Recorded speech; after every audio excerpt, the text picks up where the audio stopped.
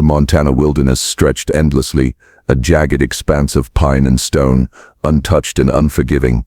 In the summer of 1876, the territory was still raw and wild, a land where settlers carved corves from mountainsides and the harsh winters determined who would survive. It was here, far from the nearest town, that the Donnelly family lived in a small, secluded cabin, a family whose name would come to be whispered in fear for generations. Thomas Brennan first encountered the family on a routine visit to the Montana frontier, dispatched by territorial authorities to inspect homesteads for medical compliance. He had expected the usual frontier hardships: malnutrition, frostbite, the occasional outbreak of disease. What he found instead was a scene that unsettled even his seasoned medical sensibilities. The woman who had given birth just over a year earlier now looked gaunt and hollow-eyed. Her frame was so thin that her clothing hung like drapes over protruding bones, and her hands trembled constantly, a sign Brennan recognized could indicate neurological problems, chronic malnutrition, or the crushing weight of psychological stress. Her husband, Patrick Donnelly, a man of imposing presence and practiced authority, silenced her with a single glance, one that carried the weight of years spent maintaining absolute control over his family. It was the children, however, who provided the most disturbing evidence of the family's dark secrets. Moira, at 18, was clearly pregnant again. Her condition suggested conception during the isolated winter months, when no outsiders could have been present. The timing, combined with the family's extreme isolation and unusual physical traits, suggested a pattern far beyond the ordinary. Colleen, 16, exhibited signs of premature development, her adult features fully formed in ways that hinted at hormonal abnormalities, possibly linked to the family's extensive history of intermarriage. Young Declan, only 13, presented the most alarming physical changes. One side of his face was asymmetrical, his hands elongated with unusual joint flexibility, and he walked with a pronounced limp, all indicators of possible genetic connective tissue disorders.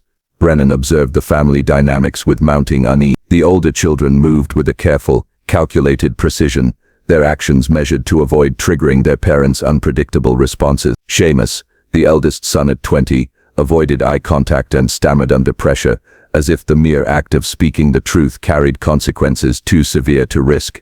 Inside the cabin, Brennan noted an arrangement that defied normal frontier convention. The interior was divided into more spaces than necessary, with locked doors and heavy curtains, as if the family were hiding activities rather than merely seeking privacy. Faint sounds drifted from behind the partitions, sounds meant to be unheard. A pungent mixture of medicinal, organic and vaguely disturbing odors hung in the air, suggesting practices far removed from ordinary frontier medicine or cooking. Patrick Donnelly eventually pulled Brennan aside, his demeanor teetering between authority and desperation. "Doctor," he whispered, glancing toward the cabin, as if afraid someone might overhear, "sometimes God tests families in ways that require terrible choices. Can you understand? Could you help without asking questions that would bring trouble to people who are already suffering?" Brennan nodded cautiously, trying to conceal the chill that ran down his spine. Patrick continued, his voice low and deliberate.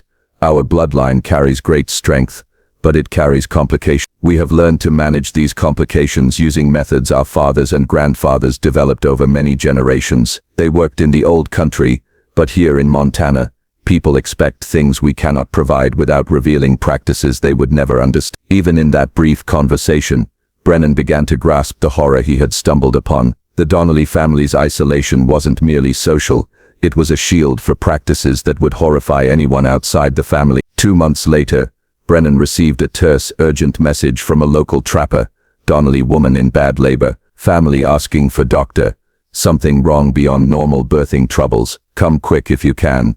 When Brennan arrived, the scene was suffocating in its intensity. The July heat had turned the valley into a furnace, thick with humidity. Inside the cabin, the air was heavy with sweat, blood and an almost imperceptible, sickly sweet odor that triggered a primal warning in Brennan's instinct. Moira Donnelly lay in the back room, her labor revealing a medical nightmare. She was giving birth to conjoined twins. Their torsos were fused, their internal organs shared, a condition nearly always fatal without advanced surgical intervention. Yet it was the family's response that chilled Brennan more than the birth itself. Patrick and Bridge Donnelly moved with clinical precision, coordinating a process that suggested they had faced similar horrors countless times. The older children assisted, not with care or celebration, but with the same detached efficiency that Brennan had observed in their daily lives. Beneath the birthing bed, Brennan noticed leather-bound journals filled with decades of detailed anatomical drawing. Infants with missing limbs, cleft palates, and spinal malformations were documented with chilling accuracy. Each entry, written in Irish, Gaelic, and English, spanned locations in Ireland and America, meticulously recording births across multiple generations. There were remedial measures, survival assessments, and cold calculations of which infants were deemed acceptable to live and which were to be released from their suffering. Bridge spoke for the first time, her voice carrying a weight that Brennan recognized as centuries of accumulated knowledge. The bloodline must be kept pure. Weakness cannot be allowed to spread, she said. Her words were delivered as a matter of fact, the conviction of someone following a doctrine that valued genetic perfection above human life. Brennan realized with dawning horror that he was witnessing, not mere infanticide, but the systematic application of eugenics within a single family, an experiment in human breeding conducted over generations. The conjoined twins' struggle for life became the immediate test of this twisted experiment. Brennan examined them with his limited frontier tools, noting their labored breathing and irregular heart function. They shared a cardiovascular system that could not sustain both bodies. Any intervention that might save one twin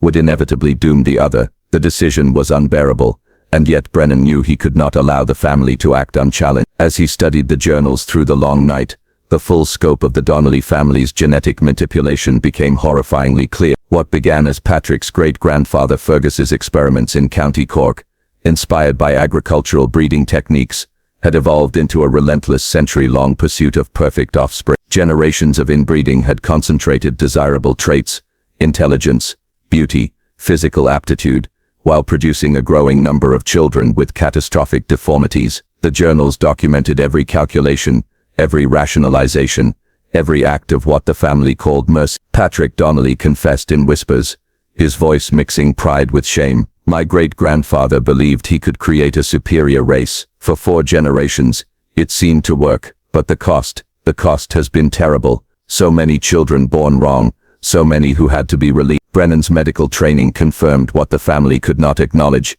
The so-called superior bloodline was collapsing under the weight of recessive genetic defects, producing increasingly severe abnormalities that threatened the survival of the family itself. By dawn, Brennan understood that the conjoined twins represented the ultimate failure of the Donnelly genetic experiment. The careful, calculated cruelty of 5 generations of selective breeding had produced a tragedy beyond the family's control. For the first time, the family faced an outsider's judgment. Brennan's authority as a physician, backed by the threat of legal intervention, the fragile balance of secrecy and control that had governed the Donnelly household for over a century, was about to shatter. The twins survived only 3 days, their shared hearts unable to sustain both bodies. Their deaths were silent, but the evidence they left behind, the journals, the graves, and the surviving children spoke volumes. The systematic manipulation of human life, hidden in the remote Montana wilderness, had finally been exposed. Brennan documented everything, knowing that the story of the Donnelly family represented not only a medical anomaly, but a warning. The pursuit of genetic perfection at the cost of human decency had left a trail of suffering and death, a century-long nightmare that would haunt the territory long after the family's homestead was abandoned. The Montana summer sun had barely risen when Brennan began the grim task of cataloging the Donnelly homestead. The cabin, silent and oppressive in the morning heat, seemed almost to mourn the deaths it had harbored for generations. Behind the cabin, the small cemetery revealed its secrets, neatly arranged crosses marking 11 graves, with subtle depressions, suggesting additional unmarked burials. Each marker, each indentation, represented a life extinguished in the name of a twisted pursuit of genetic perfection. Brennan's trained eyes quickly recognized patterns in the family's history that even the most experienced frontier physician would find unnerving. The surviving children were living relics of systematic inbreeding and psychological condition. Seamus, now a broken man, barely acknowledged the world outside the cabin. His severe stutter, inability to maintain eye contact, and recurring panic attacks were symptoms of a mind shaped by fear, trauma, and years of enforced complicity in his family's grim practices. Moira and Colleen bore the physical hallmarks of generations of selective breeding: angular features, abnormal stature, and premature physical development. Psychologically, they were conditioned to accept their roles as vessels for the family line, and evidence suggested they had endured repeated sexual abuse. intended to secure the continuation of the bloodline.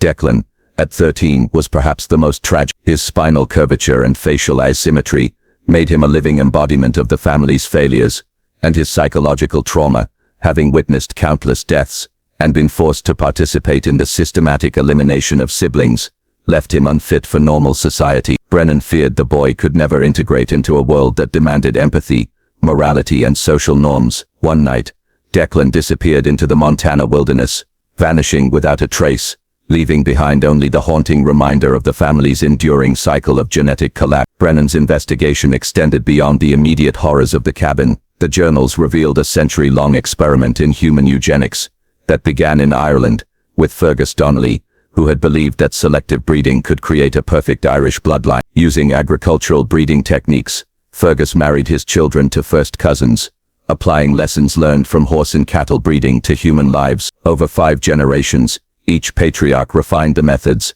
establishing selection criteria and enhancement protocols intended to concentrate desirable traits, pale blue eyes, intelligence, physical grace, while eliminating those deemed unfit. The ethical depravity of these practices became increasingly clear as Brennan examined the journals. Each generation produced both successes and horrific failures. The surviving children were carefully preserved, but at the cost of the lives of siblings born with deformities, behavioral irregularities, or any deviation from the family's rigid standard. The family had convinced themselves that these acts were merciful, a form of stewardship designed to protect the bloodline. In reality, they were cold, calculated murders, systematically recorded over more than a century. Patrick Donnelly's confession revealed the psychological toll exacted by these practices. He admitted that for generations, the family had believed in the superiority of their bloodline, and that every death of a defective child was justified as necessary for the family's survival. Yet by 1876,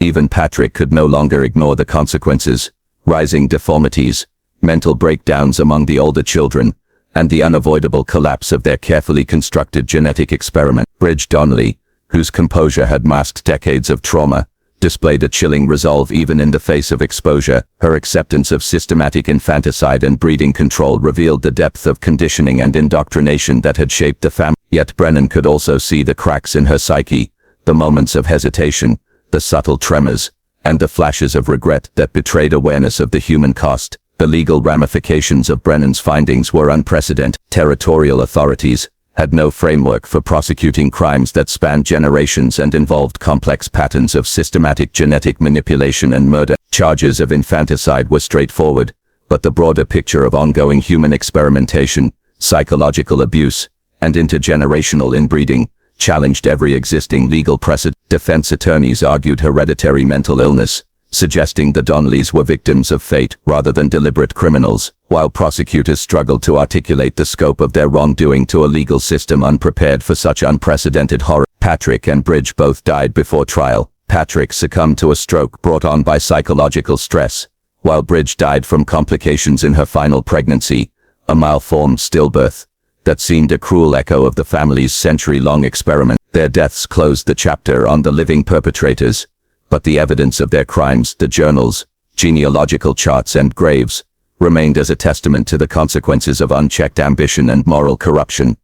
Brennan's documentation of the Donnelly family became foundational in early medical and ethical discourse on the dangers of consanguineous marriage. His professional reports, though careful to omit the most sensational elements, provided early evidence linking intermarriage among close relatives to increased rates of deformities, mental illness, and early mortality. Brennan's private journals, discovered posthumously in 1923, offered an unvarnished account of the systematic cruelty he had witnessed, including recurring nightmares of conjoined twins, struggling for life, and the moral anguish of knowing he could not prevent every death. The Donnelly homestead, abandoned after the family's exposure, became a silent, almost sacred site of warning. The mountain cabin and its cemetery stood as mute witnesses to the consequences of isolation, obsession, and moral disengagement. The local population, aware of the horrors that had taken place, avoided the area partly due to the brutal winters and treacherous terrain, but also because the memory of what had occurred there was too dark to confront directly. In the decades following,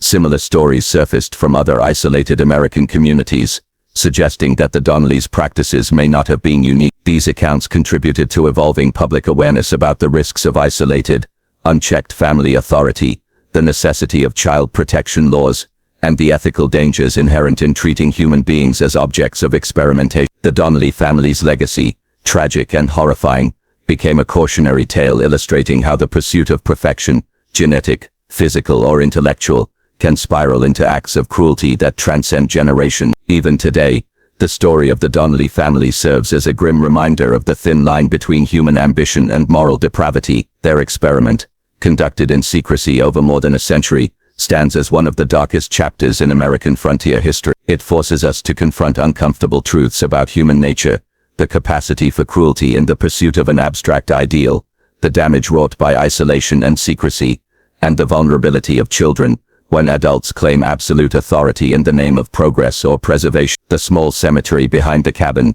with its neat rows of crosses and unmarked graves, offers a stark monument to lives extinguished in the name of misguided genetic philosophy. The meticulous journals, filled with anatomical drawings and rationalizations, reveal the intellectual rigor applied to acts that defy comprehension. The surviving children, psychologically scarred and physically altered, remind us that even in death, the consequences of human actions echo across time. This story challenges us to consider the boundaries of morality and science, to ask ourselves what price is too high for the pursuit of an ideal, and to confront the uncomfortable possibility that similar experiments could have occurred elsewhere, hidden by geography, secrecy, and societal indifference. The Donnelly family, in their tragic isolation, created a legacy that intertwines horror, science, and history, a chilling reminder of what can happen when human decency is subordinated to obsession. As the Montana wind whistles through the abandoned cabin, one cannot help but feel the lingering presence of the Donnellys, the weight of centuries of ambition, fear, and tragedy, etched into the mountain soil and carried in the stories passed down through generations. It is a story that continues to haunt those who uncover it, compelling us to remember that some experiments should never be conducted, and some knowledge is learned at a cost too high to bear. The Montana wilderness, wild and unyielding, held its breath as Dr. Brennan left the Donnelly homestead for the final time. Yet even as he departed, he knew the shadows of the family's legacy would follow him forever. The horror he had witnessed was not limited to the deaths of infants or the scars etched on surviving children. It was embedded in the very DNA of the Donnelly bloodline, a centuries-long experiment in human ambition and moral corruption. News of Brennan's discovery slowly spread through the territorial medical and legal communities. While the details were obscured by professional restraint and limited communication networks, whispers of the Donnelly homestead's atrocities reached newspapers and frontier towns, stirring unease and fascination alike. Journalists attempted to convey the story, but even their accounts lacked the depth of the systematic cruelty and intergenerational planning that Brennan had meticulously documented. What they could describe, however, the deaths, the deformities, and the isolation, was enough to send shivers down the spines of readers and officials alike. The surviving children, traumatized and physically affected by the family's genetic manipulations, were taken into the custody of territorial authorities. Seamus, still profoundly broken, was placed in the care of distant relatives who had no real understanding of his mental state. Moira and Colleen were sent to facilities designed to provide psychological rehabilitation, though in practice, the treatment options were primitive, and the girls struggled to reconcile their indoctrinated obedience with a world that viewed their upbringing as monstrous. Declan's disappearance haunted the authorities. Despite searches and rewards, the boy vanished into the endless Montana forests, leaving an unsettling question: would he survive, or would the wilderness claim yet another victim of the Donnelly experiment? The journals and genealogical charts collected by Brennan revealed the full scope of the family's operations, spanning over a century and 2 continents. The records documented careful selection, calculated mating, and systematic elimination of children deemed genetically unfit. Fergus Donnelly's initial experiments in Ireland had laid the foundation, and successive generations had refined the techniques with increasing precision. Each child born into the Donnelly line was evaluated not as a human being, but as a carrier of traits, acceptable or unacceptable, superior or defective. The scale and cold rationality of the operation was staggering, and Brennan realized that the family's obsession with perfection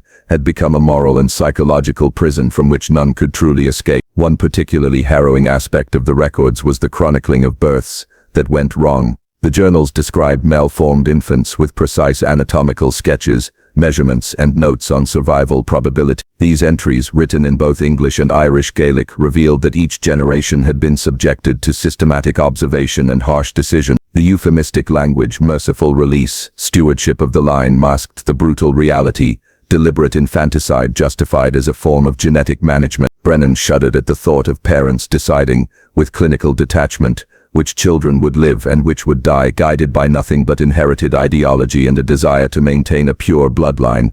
Even more disturbing was the way psychological conditioning was documented. The journals described methods for shaping the surviving children's behavior: rigorous obedience, fear-based compliance, and early exposure to death and suffering as lessons in the importance of family continuity. Children were trained to suppress emotion, to view disobedience as catastrophic, and to internalize the family's warped logic. It was clear that the Donnelly children were not only genetically manipulated, but psychologically weaponized, their minds as much a subject of experimentation as their bodies. Brennan's findings ignited debate among territorial physicians and ethicists. How could such practices have gone undetected for so long? Part of the answer lay in geography. The Donnelly homestead was hidden deep within Montana's mountains, accessible only by treacherous trails. The isolation allowed the family to operate outside the scrutiny of neighbors, law enforcement, and medical authority. But there was also a social dimension. Frontier communities often valued privacy and self-sufficiency, which, when combined with fear and deference to paternal authority, created fertile ground for secrecy and abuse. The Donnellys exploited these conditions with chilling efficiency. In the wake of the exposure, the case began to influence broader discussions about child welfare, marriage laws, and genetic health. The Donnelly family became a cautionary example in debates over consanguineous marriage, illustrating the devastating consequences of systematic inbreeding. Territorial authorities and medical professionals used the case to advocate for oversight mechanisms designed to protect children from abuse under the guise of tradition or family pride. While Montana's remoteness had enabled the Donnellys' century-long experiment, the story highlighted the necessity of legal and societal safeguards against extreme isolation, secrecy, and misguided genetic ambition. Yet even as reforms were considered, the human cost remained staggering. Brennan's records detailed at least 23 documented cases of deliberate child elimination, countless instances of abuse, and psychological scars carried by surviving children. The family's obsession with genetic excellence had produced intelligence, beauty, and physical prowess in surviving offspring, but at an unimaginable cost: the moral destruction of parents, the deaths of siblings, and the enduring trauma of survival. The Donnellys' definition of success was measured in surviving traits rather than human life, leaving a legacy of suffering that no law, journal, or lecture could fully quantify. For Dr. Brennan, the personal toll was equally severe. He carried the weight of witnessing a family destroy itself from within, bound by ideology and obsession, unable to save all who suffered. Nightmares of conjoined twins struggling to breathe haunted his sleep for years, and the moral ambiguity of his intervention, saving some, witnessing the deaths of others, remained a source of profound guilt. Yet he also recognized that the Donnelly case represented an opportunity to educate the broader medical and legal community, to ensure that future generations understood the dangers inherent in unchecked experimentation. The abandoned homestead became a symbol of isolation and the consequences of moral disengagement. Winter storms, harsh terrain, and thick forests reclaimed the property, but the memory of the Donnellys' experiments persisted. Local residents spoke of ghostly whispers in the mountains, of shadowed figures glimpsed through broken windows, and of the cemetery behind the cabin, a silent, unyielding reminder of the human cost of obsession. Travelers and historians who later visited the site described a palpable sense of unease, as if the land itself remembered the century-long horror enacted upon it. Brennan's posthumously discovered journals revealed a man forever grappling with the extremes of human ambition. He documented his struggles to reconcile scientific curiosity with ethical responsibility, noting the horror of watching parents systematically determine which children would live and which would die. His reflections highlighted the profound moral questions raised by the Donnellys' actions. When does the pursuit of improvement become cruelty? At what point does isolation enable monstrous behavior? And how should society respond to practices hidden behind the veil of tradition, secrecy, and fear? The Donnelly family's story, though confined to a remote Montana valley in 1876, resonated far beyond the frontier. It became a case study in the consequences of genetic manipulation, psychological control, and unchecked authority. The combination of isolation, obsession, and pseudo-scientific reasoning created a perfect storm in which human decency was subordinated to ideology. The family's ambition, once intended to produce perfection, left a trail of death, suffering, and moral collapse that would be remembered for generations. Even today, the tale of the Donnellys serves as a chilling reminder. The pursuit of genetic or intellectual supremacy, divorced from ethics and compassion, can lead to horrors beyond imagination. The Montana mountains, silent witnesses to centuries of suffering, hold the echoes of the children, the parents, and the moral consequences of a family's relentless quest for an ideal that could never exist. Their story endures as both a historical record and a moral warning,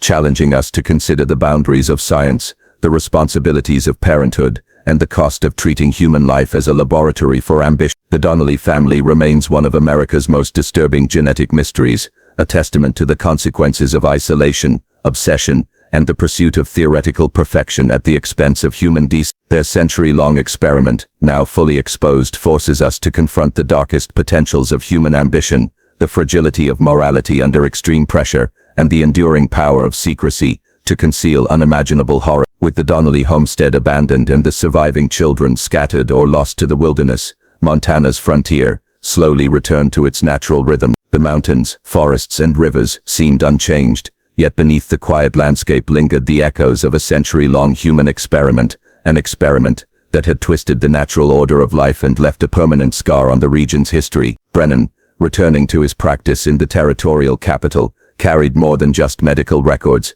He bore the weight of witnessing a family's descent into systemic cruelty, a burden compounded by the ethical dilemmas he faced during his intervention. His notes meticulously detailed the physical deformities, psychological trauma, and systematic killings he had observed, but they also revealed a profound struggle to reconcile professional duty with personal morality. Each entry reflected the growing horror of realizing that what appeared to outsiders as rural eccentricity was in reality a deliberate and calculated program of genetic manipulation. The Montana authorities, initially uncertain how to prosecute such unprecedented crimes, relied heavily on Brennan's documentation. The case catalyzed discussions about the legal and moral responsibilities of isolated communities and the limits of parental authority. While Patrick and Bridge Donnelly had died before trial, the records they left behind provided the clearest evidence of premeditated, systematic abuse. Legal scholars and medical professionals alike recognized that the Donnelly case required new frameworks to address crimes that spanned generations and combined psychological,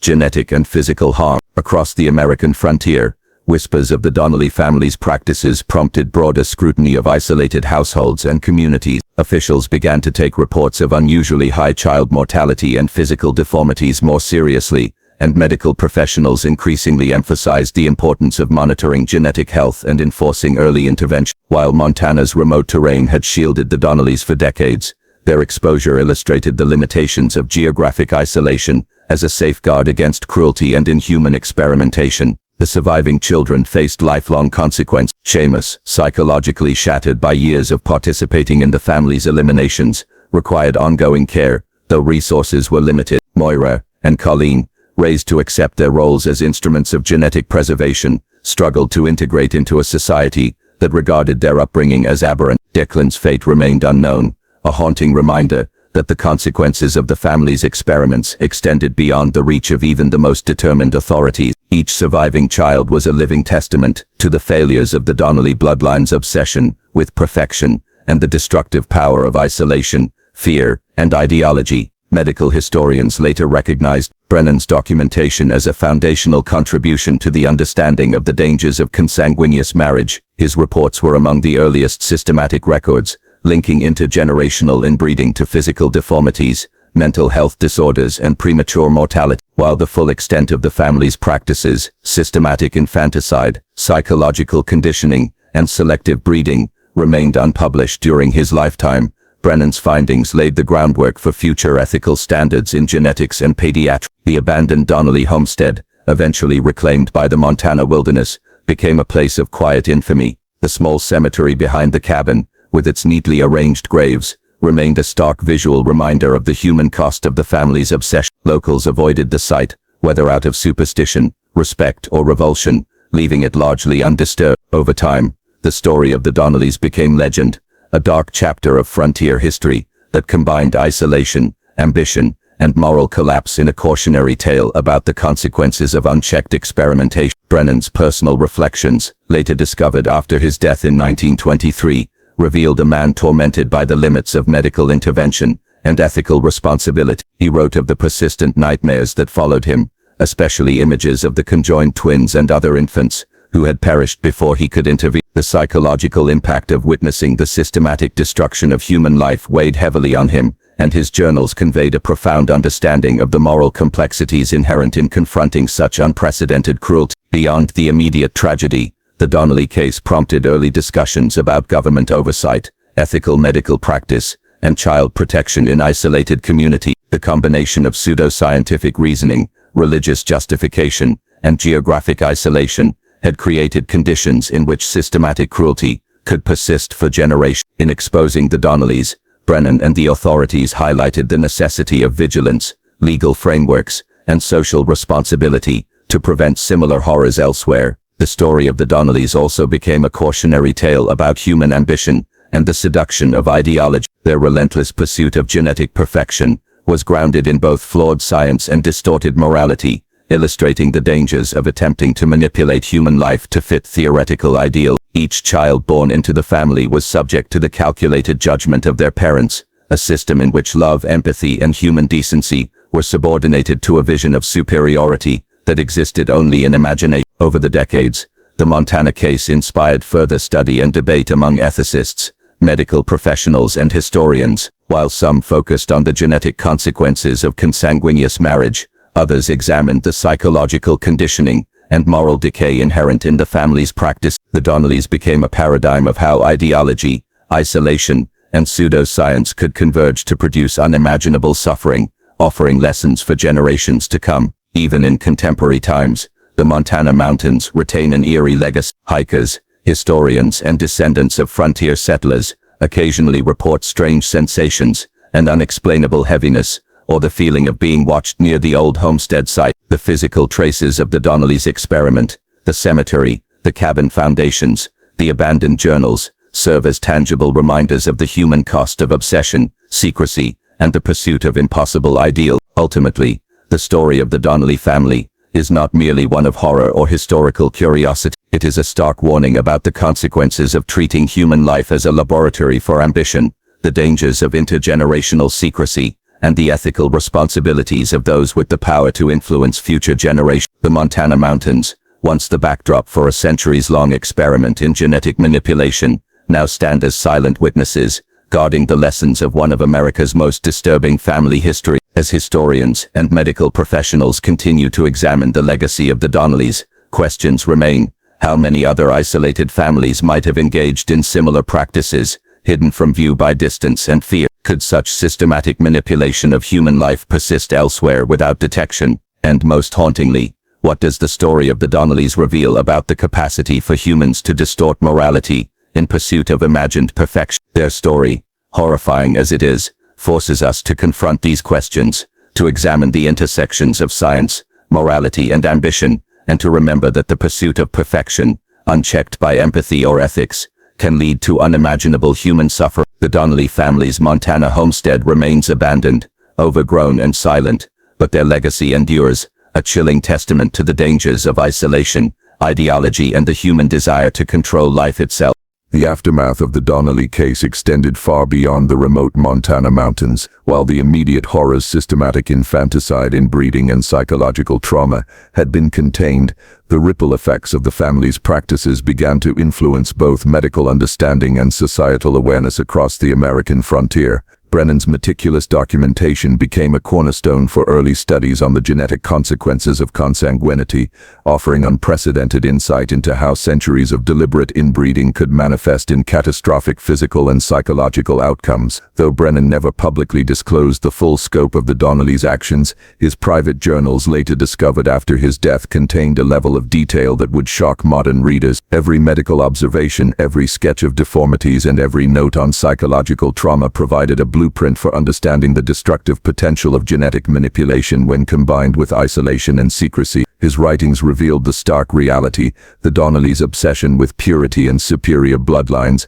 had not produced perfection but suffering, instability, and the eventual collapse of the family's genetic viability. Territorial authorities, while limited in resources and legal precedent, began to establish rudimentary oversight mechanisms for isolated communities, particularly those with unusually high rates of infant mortality or visible genetic abnormality. The Donnelly case became an early catalyst for reform in child protection, inspiring discussions about the responsibilities of the state in monitoring remote populations. These early interventions, though inconsistent, marked the beginning of a shift toward recognizing that geographic isolation could not serve as an excuse for systemic cruelty or genetic experimentation. The surviving children of the Donnelly lineage faced uncertain future. Seamus, psychologically scarred from years of participation in the family's killings, was placed under limited supervision, though his severe trauma meant he could never fully reintegrate into normal society. Moira and Colleen, trained from early adolescence to accept roles as instruments of genetic preservation, required long-term psychological care. Both had been conditioned to normalize abuse and control, making the process of rehabilitation arduous and deeply complex. Declan's disappearance into the Montana wilderness remained unresolved, leaving an enduring question mark over the ultimate fate of the youngest child, a living symbol of the Donnellys' generational failure. Historians later recognized the Montana case as one of the first systematic examples of what might be termed human eugenics experiments in North America. While the term eugenics would not enter popular discourse until the early 20th century, the Donnellys' practices anticipated many of the ethical dilemmas that would later define debates over selective breeding, genetic manipulation, and state intervention in reproduction. Their story illustrated the dangers of unregulated experimentation, ideological extremism, and the absence of ethical oversight. Medical professionals studying the Donnelly records noted a disturbing convergence of genetic, psychological, and social factors. The combination of deliberate inbreeding, strict adherence to family hierarchy, and ritualized elimination of offspring created a cycle of trauma that perpetuated across generations. Brennan's observations highlighted how physical deformities were compounded by psychological conditioning, producing not just physically damaged individuals but a family culture of fear, submission, and moral distortion. Over time, the Donnelly case entered regional folklore, becoming a cautionary tale for settlers and newcomers to Montana's mountains. Stories of the haunted cabin and cursed bloodline circulated, blending fact with legend. Children were warned away from the abandoned homestead, and the cemetery with its neatly arranged crosses became a silent symbol of the human cost of obsession and secrecy. The physical remnants of the family, the journals, the cabin foundations, the graves, served as tangible reminders that ideology unchecked by morality could produce horrors beyond imagination. The story of the Donnellys also informed early discussions about ethics in genetics. Scholars debated how much of the family's tragedy was a consequence of flawed scientific reasoning versus moral corruption. The combination of pseudo-scientific ideas, religious justification, and social isolation demonstrated the dangers of applying principles of selective breeding to humans without empathy, oversight, or ethical consideration. In later decades, these discussions would influence laws regarding consanguineous marriage, child protection, and medical ethics, providing a grim precedent for the societal consequences of unmonitored genetic experiment. Psychologically, the Donnelly case offered an unprecedented study in human behavior under extreme conditions. The surviving children's long-term trauma, coupled with the parents' rigid ideological adherence, illustrated how isolation and control could warp moral reasoning, desensitize individuals to suffering, and normalize behaviors that would otherwise be recognized as monstrous. The Montana mountains, silent witnesses to generations of experimentation, became a living laboratory in which the intersections of genetics, psychology, and ideology could be studied long after the family itself had vanished. Modern geneticists studying historical cases have referenced the Donnellys as an early example of how consanguineous practices, when combined with deliberate selection and elimination, can exacerbate the expression of recessive traits. The physical deformities, premature aging, and psychological instability documented by Brennan provided a roadmap for understanding the consequences of multi-generational inbreeding, offering lessons that extended far beyond Montana's isolated frontier. Even in contemporary culture, The Donnellys' story resonates as a narrative of caution and horror. Their obsession with perfection and purity reflects universal human vulnerabilities, the temptation to manipulate nature, the dangers of isolation, and the moral collapse that can follow when ideology eclipses empathy. Their case continues to inspire debate, research, and storytelling, serving as a grim reminder that unchecked ambition, combined with isolation and flawed reasoning, can produce unimaginable suffering. The legacy of the Donnelly family, therefore, is both scientific and moral. It offers early evidence of the physical, psychological, and social consequences of intergenerational inbreeding, while also highlighting the ethical imperative to protect vulnerable individuals from ideological and experimental abuse. Montana's mountains, once a silent stage for the family's century-long experiment, now stand as both a historical record and a moral testament. The pursuit of theoretical perfection, without regard for human decency, can lead only to tragedy. In the decades following the exposure of the Donnellys, researchers continued to uncover evidence of similar practices in isolated communities across the American frontier, suggesting that Montana's family was not entirely unique. These discoveries reinforced the importance of oversight, social responsibility, and ethical reflection in managing isolated populations, laying the groundwork for modern laws protecting children and vulnerable individuals from exploitation, abuse, and systemic experiment. Ultimately, the Donnelly family's story forces us to confront uncomfortable truths about human nature. It challenges assumptions about morality, the limits of scientific ambition, and the ways in which isolation can magnify both genius and cruelty. The Montana mountains, once a hidden laboratory for generational experimentation, now serve as a stark reminder of what can happen when human life is treated as a means to an ideological end, rather than as a sacred responsibility. As the memory of the Donnellys endures, it compels us to ask difficult questions. How far would human beings go to achieve an imagined ideal? What responsibilities do communities and societies have to prevent the repetition of such horror? And how do we reconcile the pursuit of knowledge with the imperatives of empathy, morality, and justice? The answers are neither simple nor comforting, but in remembering the Donnellys, in studying their failures and the suffering they caused, we gain a clearer understanding of both the potential and the peril inherent in the human desire to control life itself. Their story, dark and unforgettable, continues to serve as a warning to all who might attempt to bend human nature to their will, reminding us that obsession, secrecy, and ideology, left unchecked, can destroy not only individual lives but entire generations. The echoes of the Donnelly family's century-long experiment reached far beyond the isolated Montana mountains, influencing the way frontier society and early medical communities understood the fragile intersection of genetics, morality, and law. In the months following Dr. Brennan's intervention, territorial authorities faced the unprecedented challenge of documenting and prosecuting crimes that spanned multiple generations and defied conventional legal framework. The deaths of Patrick and Bridge Donnelly before trial left a gaping void in the judicial record,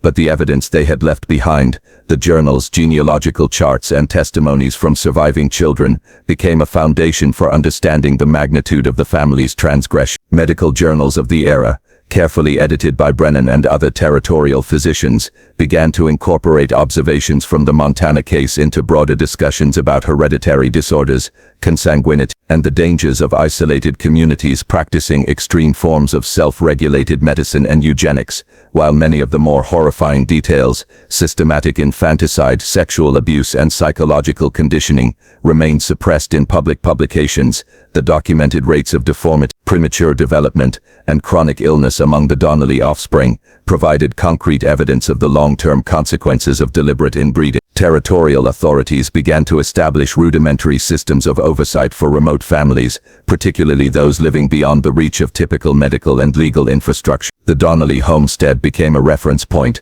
cited in official correspondence, case studies, and early medical ethics discussions. These measures, while imperfect, marked the beginnings of a societal recognition that isolation could no longer shield families from accountability when their actions violated basic principles of human decency and legal norm. Cultural memory of the Donnellys grew in parallel with professional awareness. Local settlers spoke in hushed tones of the cursed bloodline and the haunted cabin, embellishing the facts with stories of strange rituals, supernatural retribution, and restless spirit. The small cemetery behind the cabin, with its 11 marked graves and evidence of additional unmarked burials, became a tangible symbol of both the family's obsession with genetic purity and the moral cost of their practice. These stories persisted in local folklore for decades, warning newcomers about the dangers of isolation, secrecy, and unregulated ambition. As the 20th century approached, the Donnelly case gained renewed attention among medical historians and geneticists. Researchers studying historical patterns of congenital disorders noted the family's meticulous records as among the earliest known examples of systematic genetic tracking in North America. Brennan's notes, rediscovered in the early 1920s, revealed the family's precise calculations for trait selection, their methodology for eliminating undesirable offspring, and the disturbing degree of foresight applied to each generation. Scholars recognized that while the Donnellys' ideology was twisted and morally bankrupt, their practices anticipated questions that would later define ethical debates in modern genetics, particularly concerning selective breeding, eugenics, and reproductive control. The psychological consequences of the family's experiment also drew attention. Survivors such as Seamus, Moira, and Colleen exemplified the deep and enduring trauma resulting from both genetic abnormalities and environmental conditions. Forced to participate in ritualized infanticide, raised in fear of their parents and exposed to extreme isolation, they exhibited profound cognitive, emotional, and social deficits. Their experiences became early case studies in the field of child psychology, illustrating how systematic abuse compounded the effects of genetic predisposition, creating intergenerational cycles of dysfunction and mental illness.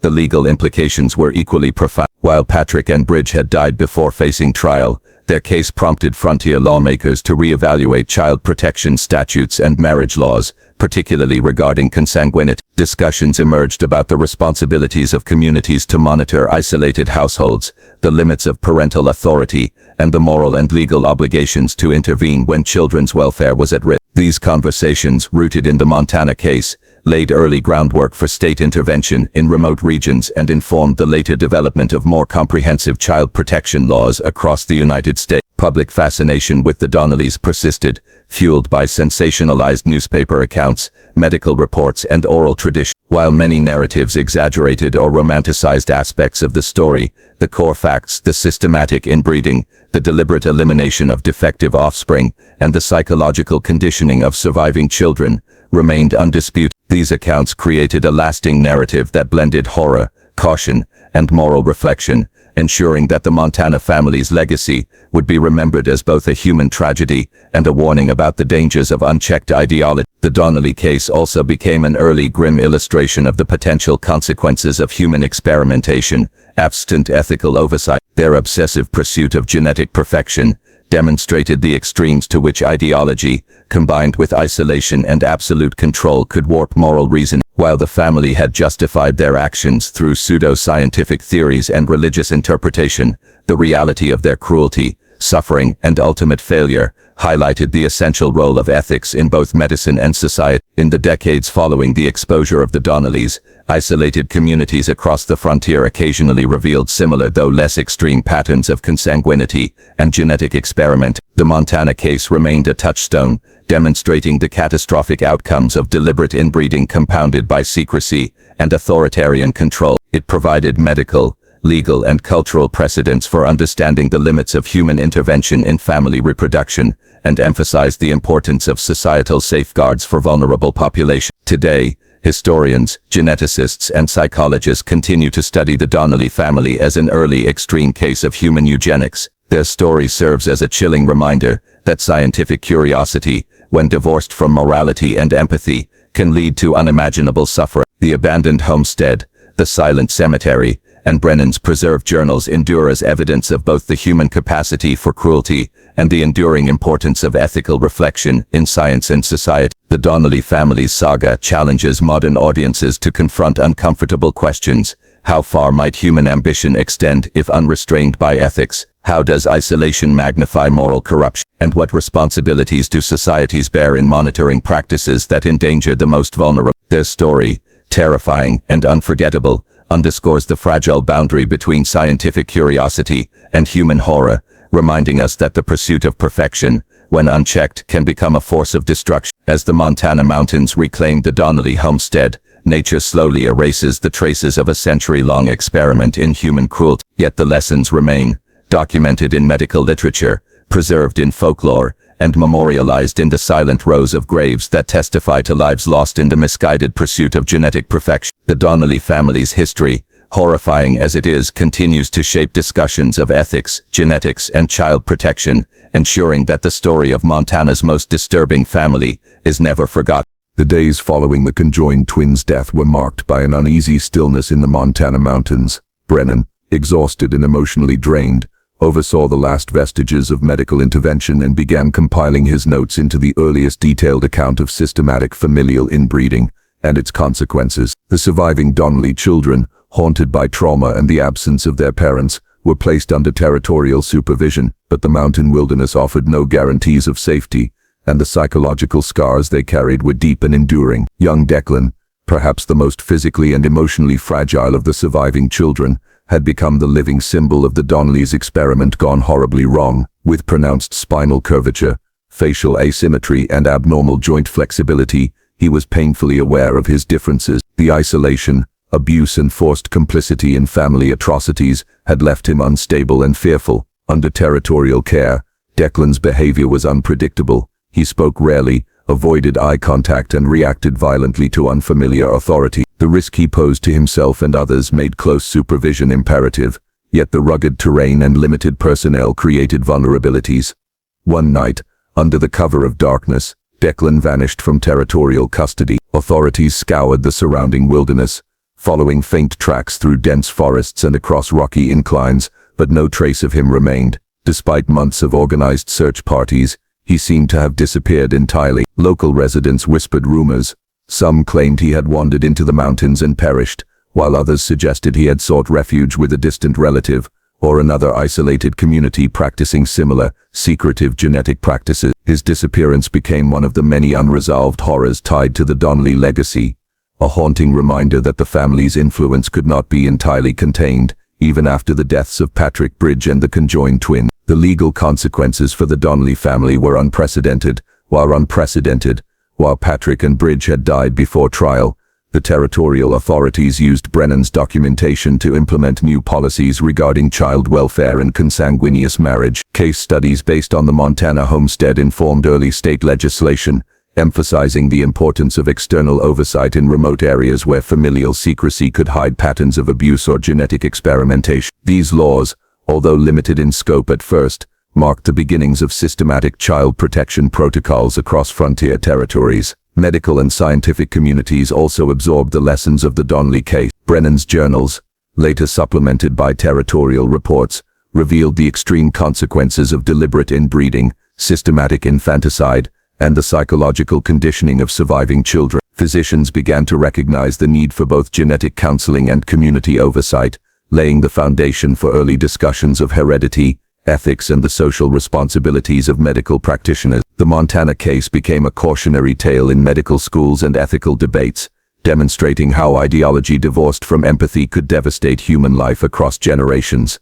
Culturally, the Donnelly story seeped into local folklore. Settlers passing through the valleys of Montana told whispered stories of the haunted homestead and the cursed Donnelly bloodline. Tales of spectral children wandering the mountains at night, of cries heard near the abandoned cabin, and of Declan's ghostly figure became part of regional legend. While many accounts were sensationalized or embellished, they reflected a collective recognition of the horrors that had occurred and the broader unease with human ambition unchecked by morality. Historians tracing isolated cases of consanguinity and genetic experimentation noted that the Donnellys were not entirely unique. Other remote families, shielded by geography and secrecy, occasionally engaged in similar practices, though few maintained the meticulous records of the Montana household. The Donnelly documentation provided an unparalleled window into the long-term effects of systematic inbreeding, offering lessons in genetics, psychology, and ethics that would resonate for generations. The ultimate moral reckoning of the Donnelly saga lay not just in the deaths of infants or the disappearance of Declan,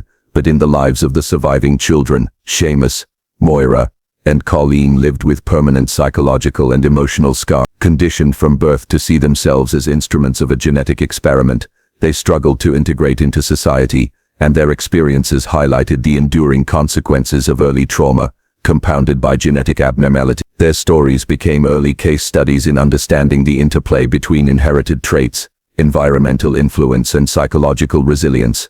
Declan's fate, remaining unknown, symbolized the lingering shadow of the Donnelly experiment. While the homestead fell into ruin, and the territorial authorities established oversight systems to prevent similar abuses, the possibility remained that isolated practices continued elsewhere, hidden from view. The Montana mountains, once a sanctuary for secrecy, became a cautionary landscape, reminding future generations that isolation can amplify human cruelty, and that ethical oversight is critical when lives hang in the balance. In the decades that followed, the Donnelly case became a touchstone in discussions of ethics, law, and genetics. Modern historians and geneticists have recognized its importance not only for the extreme nature of the crimes, but also for the insight it provides into the consequences of unchecked eugenic ideology. The story of the Donnelly family serves as a grim reminder that the pursuit of perfection, when divorced from morality and empathy, can lead to multi-generational suffering and irreversible human tragedy. The abandoned homestead, with its overgrown cemetery and remnants of a once meticulously controlled environment, stands today as a silent testament to the dangers of isolation, ideology, and obsession. The neat rows of infant graves, the faint traces of the family's journey, and the whispered tales of local residents endure as warnings for future generations. Human life cannot be reduced to a set of desirable traits, and attempts to manipulate heredity without ethical consideration carry consequences that echo across decades. Even as Montana evolved, connected by railroads, telegraphs, and increasing governance, the story of the Donnellys continued to resonate. It became part of a broader narrative about the perils of human experimentation, the necessity of ethical oversight in science, and the importance of protecting the most vulnerable members of society. Declan's disappearance, the deaths of the twins, and the psychological trauma inflicted upon surviving children serve as enduring symbols of the catastrophic results of ideologies rooted in genetic obsession and moral detachment. In the end, the Donnelly family's legacy is a complex tapestry of horror, tragedy, and caution. Their century-long experiment in selective breeding illustrates the fragility of humanity when knowledge is misapplied, the dangers of isolation from social oversight, and the enduring consequences of ethical neglect. While the Montana mountains reclaim the homestead and erase the physical traces of the family's presence, the lessons remain: unchecked ambition, secrecy, and the manipulation of life for abstract ideals can leave scars that no passage of time can fully heal. The story challenges us to reflect on the responsibilities we bear toward one another, the limits of scientific ambition, and the moral imperatives that must govern the use of knowledge. In the shadow of the Montana mountains, the Donnelly family's story stands as a permanent warning. Humanity's pursuit of perfection, when untethered from empathy and ethics, can create horrors that outlast generations, leaving behind a legacy of suffering, unanswered questions, and moral reckoning. While the Donnelly homestead fell into decay,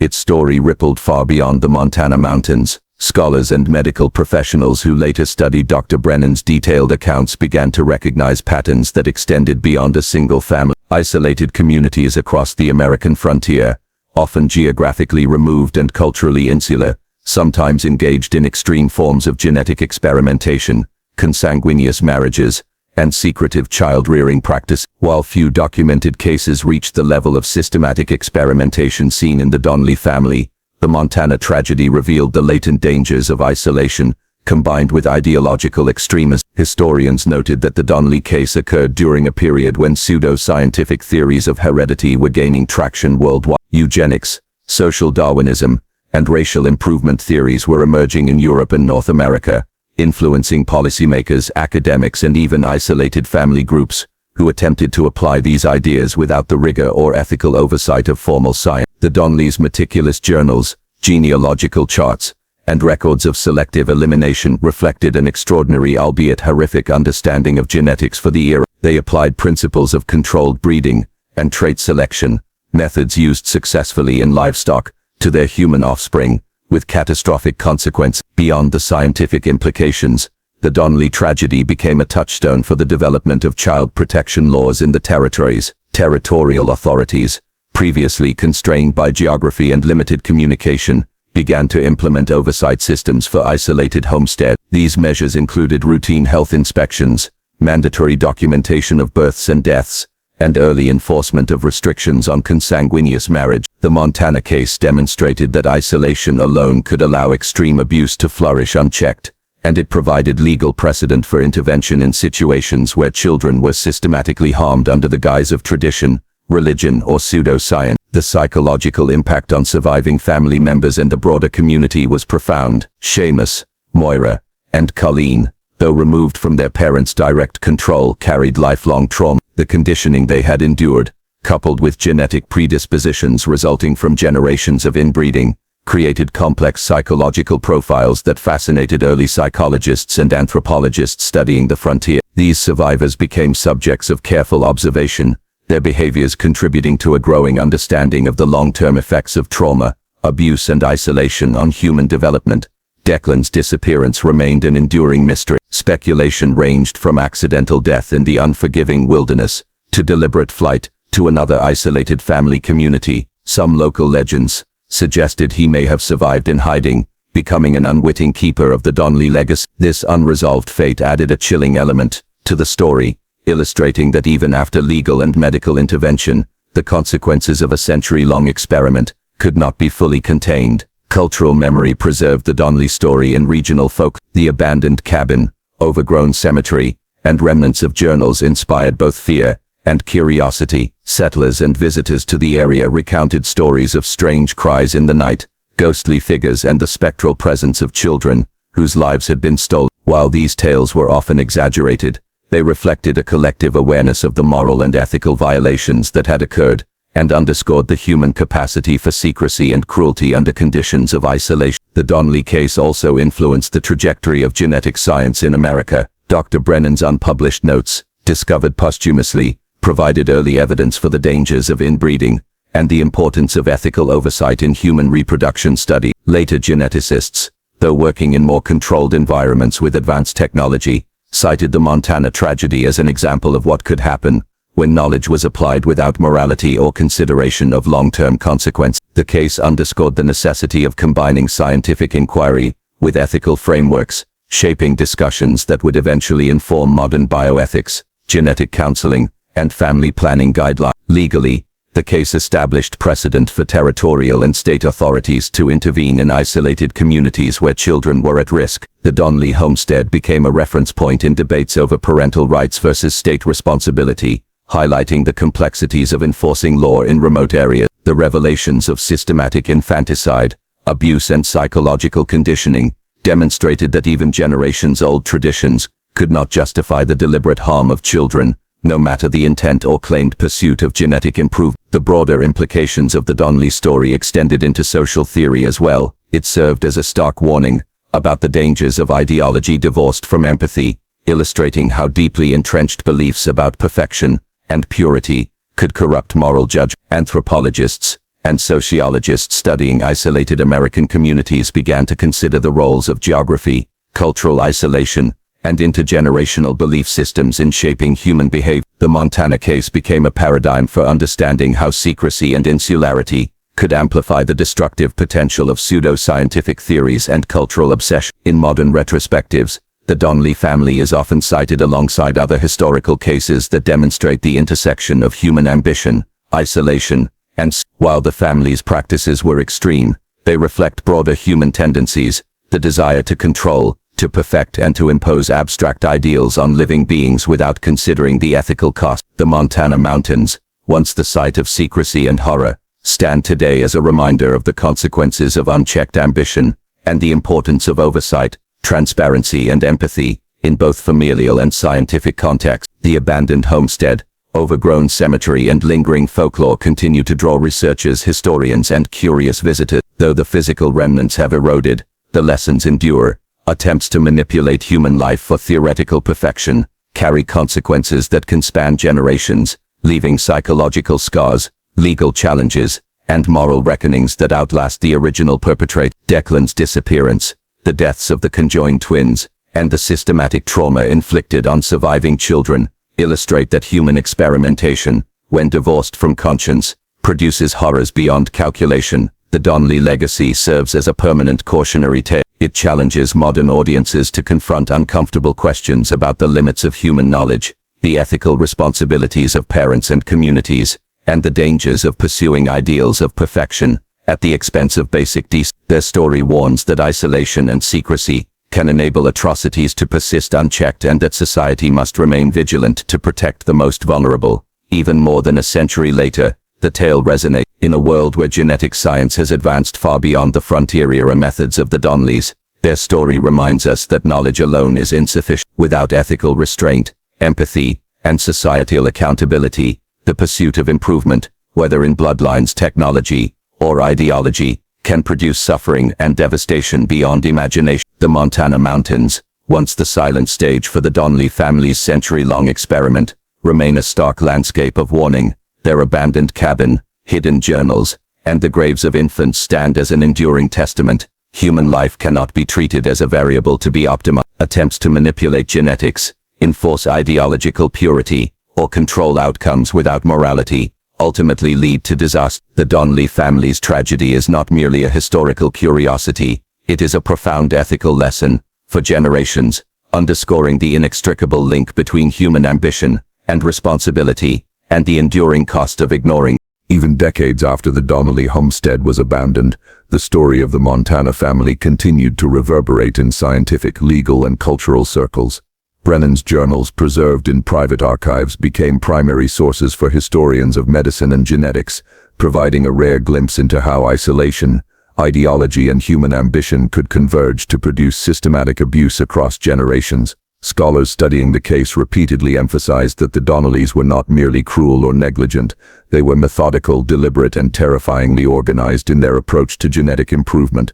Their practices highlighted the dangers of applying biological theories without ethical constraints, a lesson that remains relevant in the age of modern genetics and biotechnology. The ethical implications of the Donnelly family's experiment extended far beyond the immediate tragedy. Their systematic infanticide, psychological manipulation, and deliberate inbreeding represented an extreme form of eugenics, a practice that would later emerge in more formalized but no less horrifying contexts in the 20th century. Modern ethicists often reference the Montana case when discussing the moral boundaries of reproductive control and genetic intervention. It serves as a grim reminder that the desire to improve human populations can lead to devastating consequences when divorced from empathy, oversight, and accountability. Legal scholars also examined the ramifications of the case. Territorial authorities had faced unprecedented challenges when attempting to prosecute Patrick and Bridge Donnelly. The crimes spanned multiple generations, involved hidden burials, and were justified internally by a twisted moral framework that had developed over decades. This lack of precedent revealed the limitations of early American justice systems in addressing crimes rooted in long-term familial ideology and isolation. The case ultimately contributed to evolving child protection laws, clearer regulations surrounding parental rights, and the early recognition that children in remote or insular communities required safeguards against extreme practices, even when those practices were cloaked in the guise of tradition or religious duty. The Donnelly story also captured the imagination of anthropologists and sociologists. Their detailed records of family organization, psychological conditioning, and social hierarchy provided a window into how isolation could exacerbate extremism. The children's behavior, submissive, fearful, yet highly intelligent, revealed the profound effects of growing up in a household dominated by ideology, secrecy, and generational trauma. Experts studying the case concluded that the surviving Donnelly children were living examples of how psychological conditioning, combined with genetic predispositions, could create highly functional yet deeply damaged individuals. Their tragic upbringing underscored the vulnerability of children in environments where family loyalty and obedience are enforced through fear and coercion. Even in modern times, the story prompts uncomfortable questions. Could similar practices have existed elsewhere in isolated communities? Were there other families quietly conducting generational experiments under the radar of territorial authorities? While no other case reached the notoriety of the Donnellys, historians have uncovered hints of parallel experiments in remote regions of the American West, as well as in isolated immigrant communities where secrecy, geographic isolation, and strong cultural traditions allowed unusual reproductive practices to persist. The Donnelly case, then, is not only a story of one family's horror, but also a warning about the unseen dangers lurking in secluded corners of society.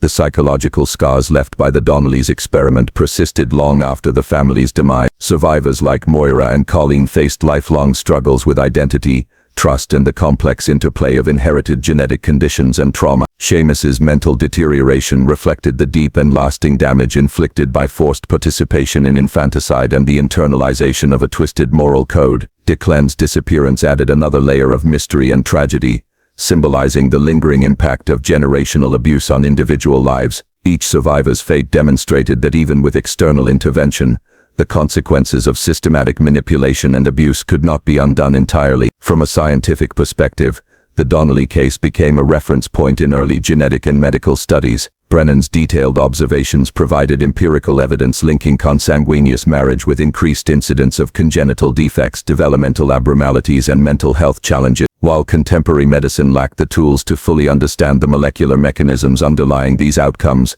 the case offered a unique longitudinal view of multi-generational genetic consequences. It revealed starkly and tragically that human experimentation without ethical oversight produces measurable and devastating outcomes, both physically and psychologically. The abandoned Montana homestead, overgrown and silent, stands as a chilling monument to these local residents, aware of the events that transpired there, treated the area with a mixture of fear, respect, and morbid curiosity. Tales of ghostly cries, strange lights, and the lingering presence of children long dead became part of regional folklore, a cultural echo of the horrors that occurred behind the cabin walls. These stories, while sensationalized over time, reinforced the ethical and moral weight of the Donnelly tragedy, reminding generations that some acts, especially those committed in secrecy, leave indelible marks on both the land and collective memory. The story also resonates in the context of modern bioethics and genetics. Contemporary debates over gene editing, designer babies, and artificial selection are shadowed by the Montana family's century-long experiment. The Donnellys' actions illustrate the potential consequences of prioritizing theoretical perfection over human welfare. They serve as a stark cautionary tale. No amount of intellectual ambition can justify the deliberate suffering of living beings. In this way, the Montana case transcends history, offering a warning that applies to anyone seeking to manipulate life without moral accountability. Even today, researchers occasionally revisit the case to draw lessons for the modern era. Anthropologists, geneticists, ethicists, and historians continue to examine the implications of the Donnelly experiment, noting the intersection of ideology, isolation, and scientific ignorance. Each new study reinforces the same conclusion: human ambition, when untethered from ethical oversight and empathy, can yield catastrophic results. The Donnelly family's legacy is not simply one of horror, it is an enduring lesson in morality, science, and the fragile boundary between curiosity and cruelty. The story of the Donnellys ultimately challenges us to confront the darkest corners of human nature. It asks us to consider how far individuals might go to pursue ideals of superiority and perfection, and at what cost. It reminds us that geography, secrecy, and social isolation can provide fertile ground for unethical practices to flourish. Most importantly, it underscores a timeless truth: the worth of human life cannot be measured in genes, traits, or theoretical perfection. The tragic history of the Montana family forces reflection on the ethical responsibilities we bear toward one another, particularly the most vulnerable among us.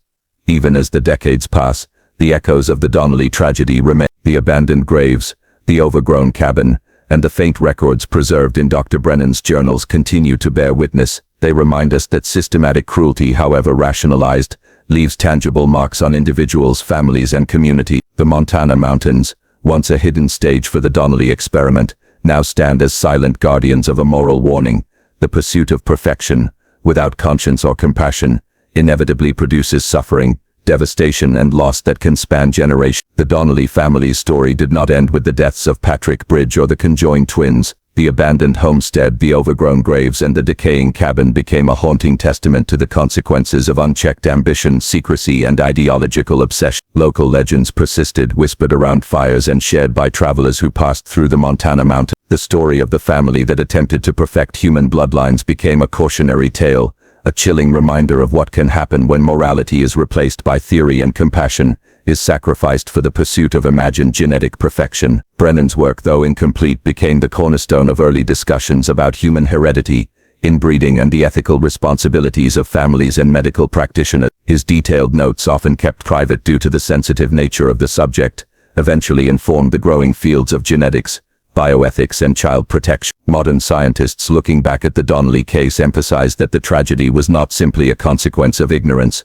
but also of the human capacity for rationalizing cruelty when it aligns with ideology. Brennan's documentation revealed that the Donnellys had operated not from malice alone, but from a deeply held belief system that justified systematic harm in the name of improvement. The surviving children, scattered or lost, carried invisible scars that no medical intervention could fully repair. Moira, Colleen, and Seamus, each affected by a combination of genetic burden and psychological trauma, illustrate the long-term consequences of multi-generational experiment. Declan's mysterious disappearance into the Montana wilderness added an unresolved element to the narrative, leaving historians and psychologists to speculate whether he sought freedom, vengeance, or simply escape from the legacy of horrors that defined his family. Their fates remind us that the cost of such experiments is not limited to the immediate victims.